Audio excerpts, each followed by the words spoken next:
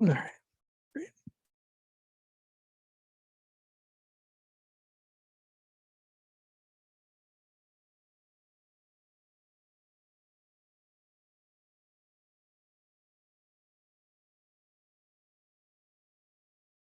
That backed up there. Welcome to All Set for Sunday, a podcast for busy and distracted Catholics to be a little more prepared for Sunday Mass. My name is Scott Williams. My co-host is Jeff Traylor. How are you, Jeff? Great, Scott. I missed you. You've been gone. I know. I went on vacation. Nice. Father Peter Marshall, how are you today? Good. I don't know why I always wave at the camera. I'm like a boomer. Hello. Hello. Yeah. Hello. Hello there. Can you all hear me out there? Like it's speakerphone in your car and you're yelling. Oh gosh, there's some more jokes there. I'll pass on. Speaking of boomers, Father, how are you? I'm well. Yeah. I'm well. Yeah. How's your other podcast going? I've listened to a couple of episodes. We have a new recording date Awesome. scheduled, and we have some more recordings to upload, but we're waiting on our seminarian assistant to accomplish that. Excellent. So, As he Yeah. jet sets around the world. right. Gen X Catholic, right? That's right. Okay. That's right. Being held up by Gen Z Catholic. The Gen X has felt held up by another generation its whole life. So Yeah, it's all good. We should do a collaboration episode where We'd love that. everybody gets together. Yeah. For one big. That'd That'd be a hoot. the two That would be a hoot. premier Catholic podcasts in Indianapolis In the South side joining of forces. Yes. Yeah. The two highest rated Right. Catholic podcasts in the South side. In of your Indianapolis. deanery. Right. In your parish boundary. Yes. Yes. Excellent. I think. Probably. Trying to think who else might have a podcast. All right, Jeff, you ready for the 2-minute drill? I am. We are heading into the 19th Sunday in ordinary time. Just feels like it was the 18th the other I day. know. Well, it wasn't. It wasn't. Yeah, It was wasn't. That was 2 weeks Transfiguration. ago. It was Transfiguration just the other day. Man. But maybe you were gone though. So maybe that's where time flew from Yes. 18th all the way to the 19th. The Transfiguration was an outdoor mass, and I was waiting for when the clouds In a tent? shone like the Right. sun. It didn't happen. Were there 3 tents? There was at least 3 tents Oh. At least. and a fish fry. That's awesome. Yeah. Those are all the key components to a transfiguration, man. That's perfect. Our first reading comes from first letter to the Kings, or not letter, First Kings. So we're at the mountaintop. You have of God, you have Horeb, or the Horeb is the mountaintop. Elijah is on the mountaintop. And then there's a big dialogue between him and God. And the word Lord is in here in caps 8 times, which I find really interesting. And I hope that somebody this weekend, when they're doing it, will yell Lord every time they see it. Yeah, Lord. But you get strong winds, you get an earthquake, you get fires, you get just a slight whispering sound. All of this, the way that Elijah is being communicated to by God, and he hears this and hides and takes in this experience and just this awesome power of God that he's encountered. And the responsorial psalm is, Lord, let us see your kindness and grant us your salvation. I would put that. What's the movie where they're like, Roy, I don't know. Hot Shots? Oh, yeah. Where he's yelling at the, that's what I was thinking when you said Lord. Look at them out there. They're not even moving. That's a deep reference. Yeah. Just speaking of Gen X. Sorry. Next one. Lord, let us see your kindness and grant us your salvation. I'm going to put it in as banger. I think this is one that I very much, that somebody's going to get really into this weekend. Music ministers all over the place are really relieved because this one's got a lot of music written for it. Mhm. You don't have to go figure that out and do extra practices with their cantor. Perfect. In the second reading, we hear in Paul's letter to the Romans, he says, I speak truth in Christ, I do not lie. As the kids say today, no cap. No cap. No cap. So Paul says, I speak truth, no cap.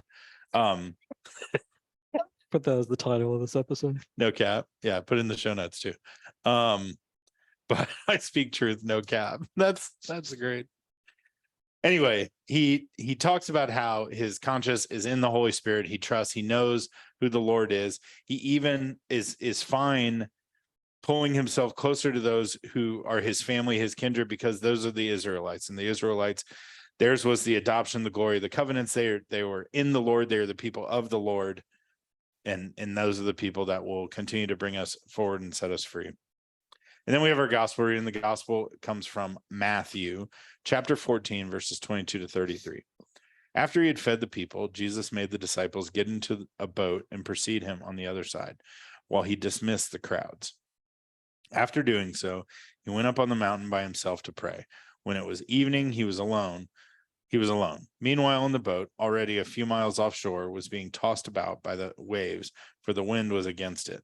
During the fourth watch of the night, he came toward them, walking on the sea. When the disciples saw him walking on the sea, they were terrified. "It is a ghost," they said, and they cried out in fear. At once Jesus spoke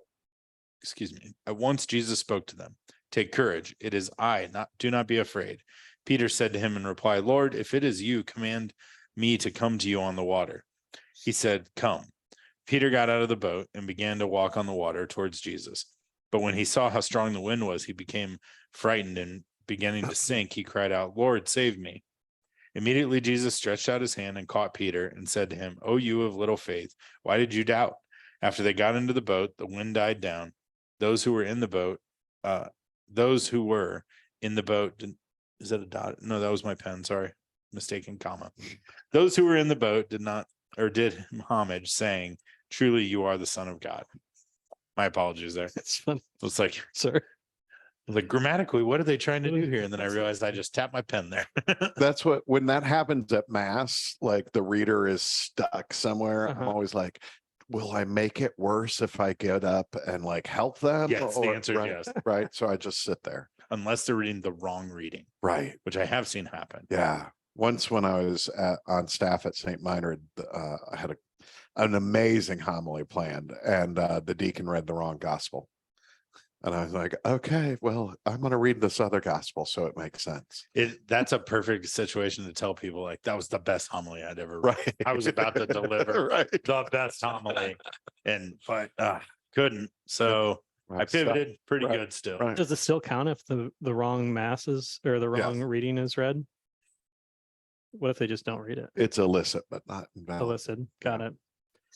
God's angry, but he's still there. Exactly. That's the That's the cleaned up version.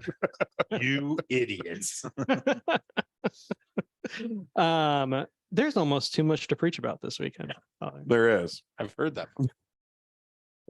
Did Jeff get anything wrong in his analysis? No. Let's clear that up No first. cap. No cap. I think there's like a hidden theme here, though, I think, because I had to pray quite a bit to find something that unified it. Oh, Because the cheap version of this is you could take one of Right. 20 things in this and just preach on that. Right. But you're trying to say, I'm trying to say, I think there's all of best these readings. homily ever. Yeah. I don't know. until the deacon messes up and reads the wrong gospel. All of these readings are dealing with ministers, if we can call Christ himself a minister, and lack of faith of the people that they are ministering to. So in our first reading, the prophet right before this reading has been thrown out of Israel after defeating the prophets of Baal. And then he lays down to die of hunger in the wilderness, and God sends an angel to feed him and then leads him to the cave where he experiences fire, wind, and the still small voice. And then St. Paul is saying, I would give my own life if only it would mean that my people would come to believe in Jesus. And then Jesus is there walking on the water, and St. Peter says, oh, I'll come out and join you if it's really you. And as soon as he gets out there, he loses his faith and starts to sink. And so we have this kind of theme of ministers preaching and saying the word, but getting discouraged over not seeing a response in the people that they're called to minister to. What does that mean for us? Is that your experience every week? I mean, I say it jokingly, but I would imagine there's often times where you sit, you preach, you share a message, you hope that it's being heard, and then maybe as quickly as the narthex or the parking lot, you see Right. that thing just not being acknowledged, and that has to be frustrating at times. It's exhausting. Yeah. And I think the thing, As parents, we would have no idea what Right. that's like, but right. No clue. And well, I think that's a good analogy. And it comes also, the seeds of it are in the gospel, that here St. Peter sinks from lack of faith, and yet he ends up the Bishop of Rome and a martyr for his faith. Like, he will not lose his faith. in the sunk end, like a right? rock. Yes. Did you just come up with I that? did. I'm really That proud of was that. really good. Thanks. You can use that one this week. Thanks. I'll allow it. I'll start with that. Please give me credit. I tried to tell a joke in my homily last night, and it did not go over well. Yeah. Tough crowd. Yeah. Daily Mass folks, they're not laughing. They don't want, that joke was more words than they wanted. Right. Like, it's a daily mass. Homilies are optional. It's true.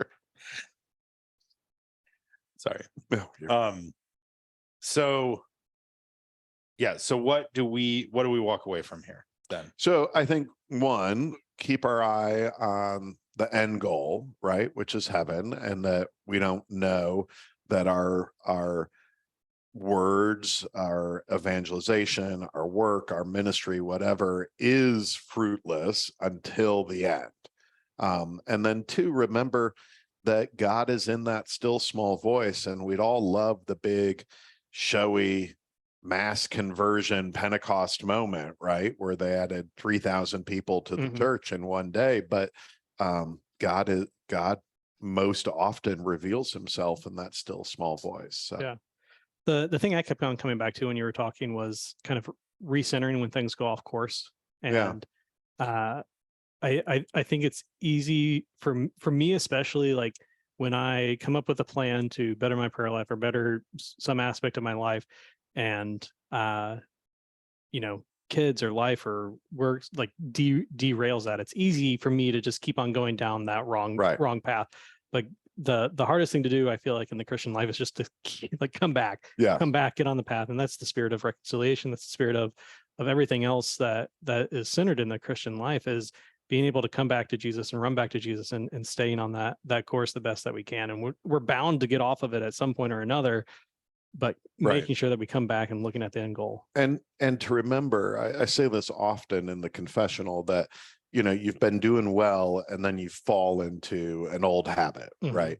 And that calls for a reset, but it doesn't bring us back to zero. Right? We pick up where we left off in the spiritual life. And to remember that just because we're still struggling or we occasionally fall into an old sin or habit, we're not 10 years ago. We've still got that relationship with Christ, and keep going. Giddy up. Yeah. You got anything else? I did have something else here, and I lost track. You did such a good job that that's what I was going to say. In this, so our whole podcast kind of also speaks to the whole idea of this in theme of this gospel, the idea that sometimes within the message we lose track, right? We get busy, distracted, all of that.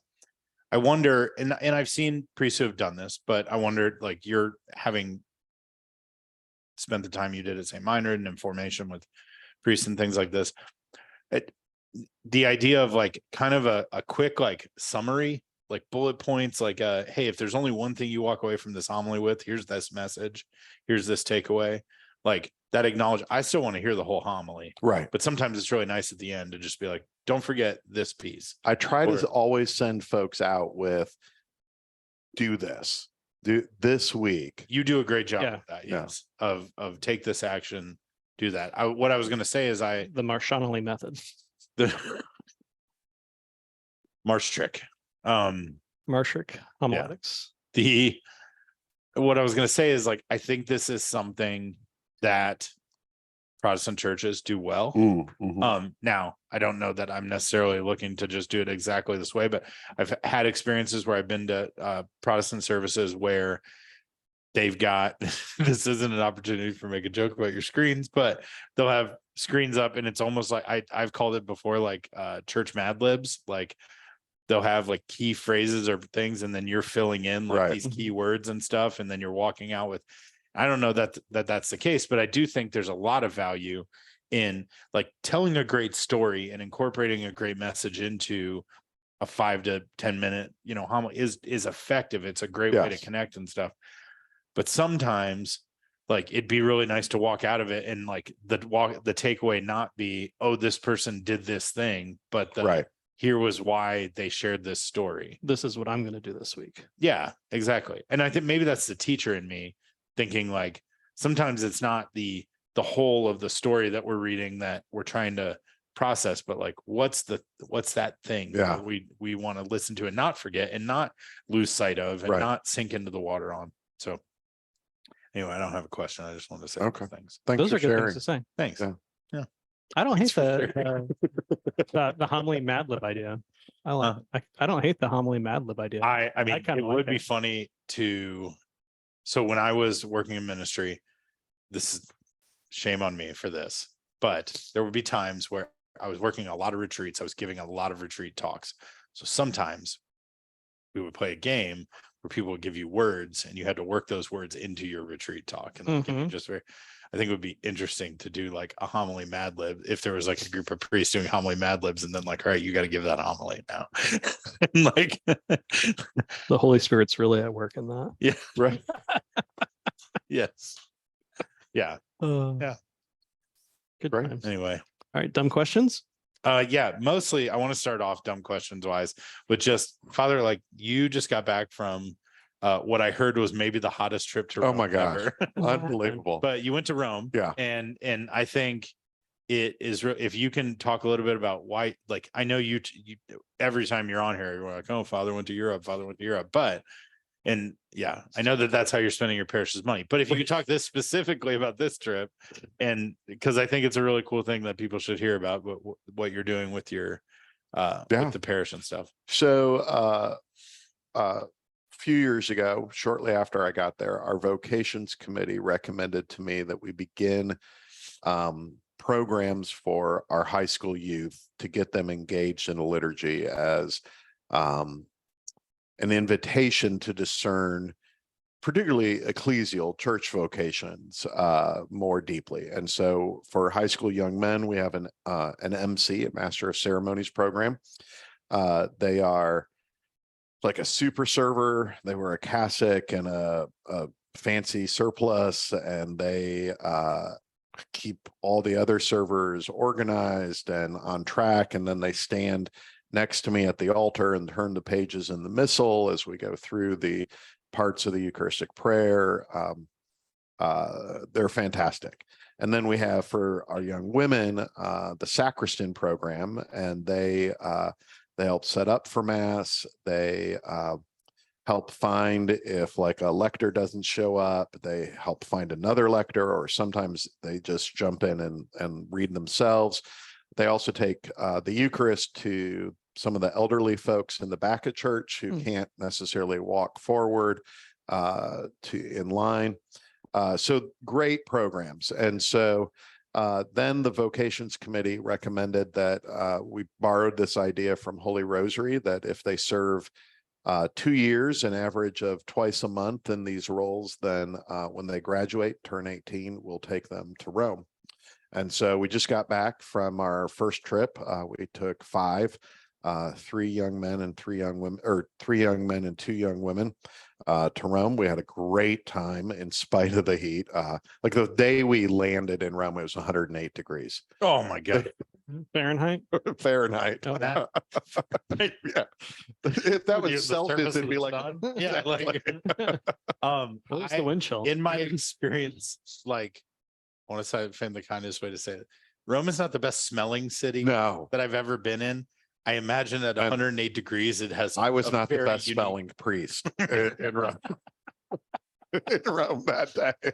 No, I think it's an awesome program that you're doing. I think anything we do that like incentivizes and engages, and like I'm lucky enough to know the 5 young people you took. So I also know that like they're young people who would be engaged in, like this was a reward, not a It's They not a weren't- bribe. Yeah, they weren't trying to get earn earn a trip or earn a gift. They were, in fact, I know that they were engaged in this long before they knew that this trip was a piece.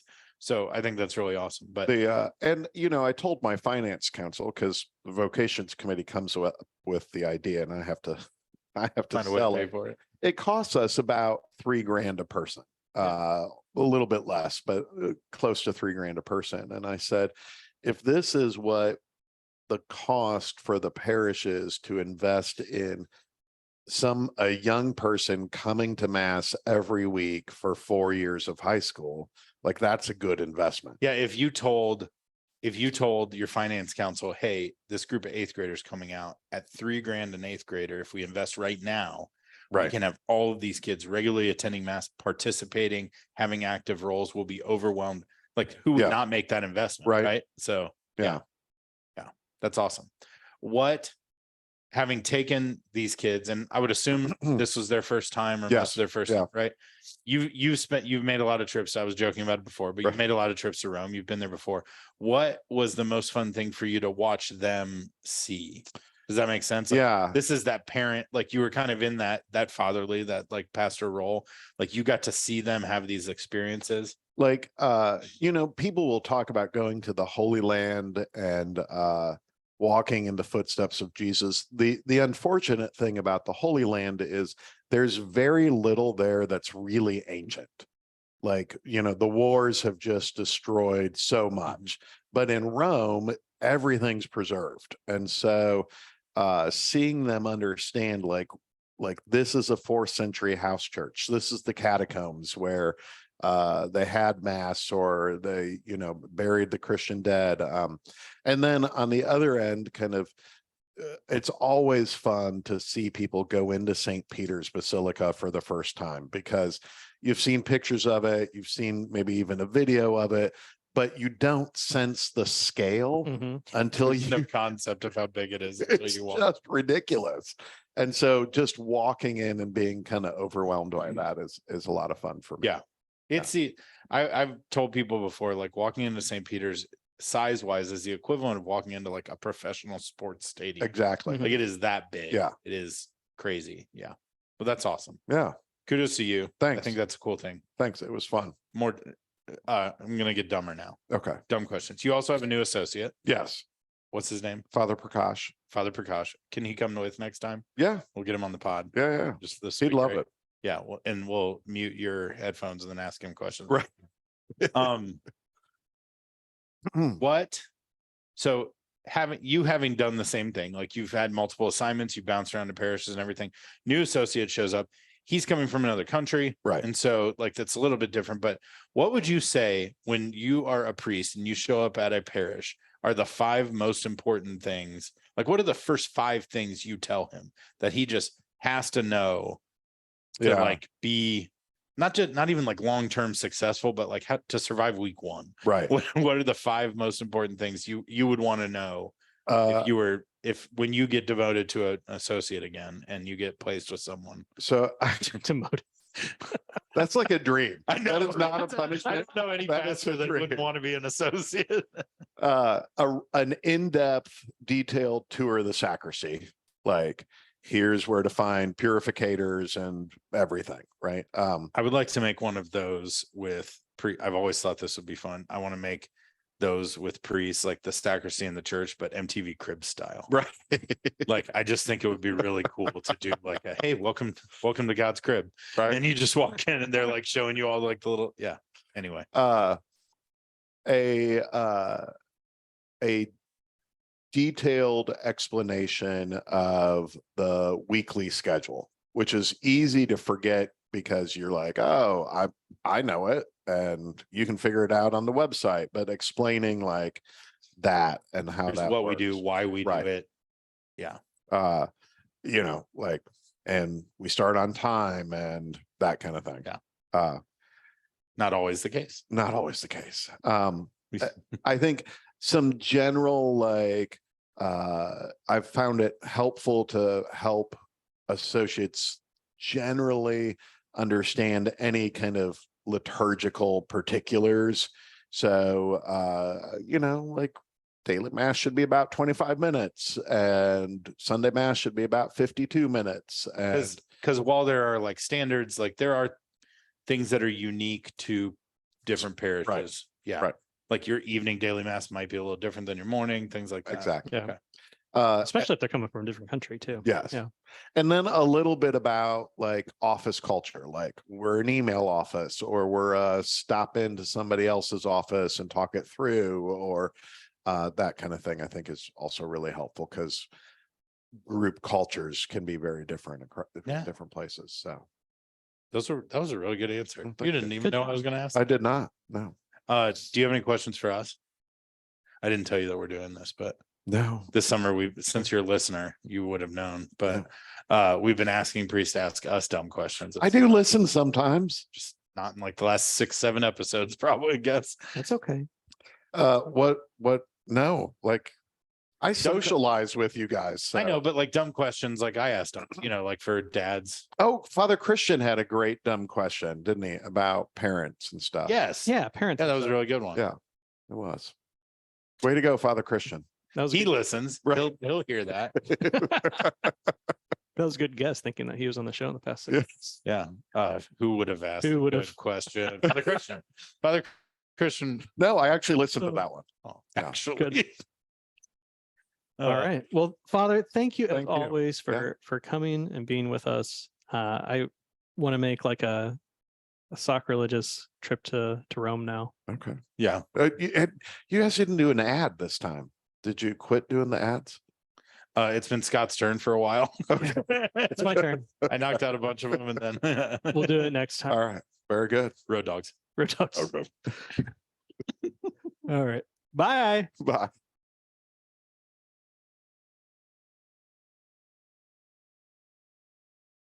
I'm attempting to end the episode.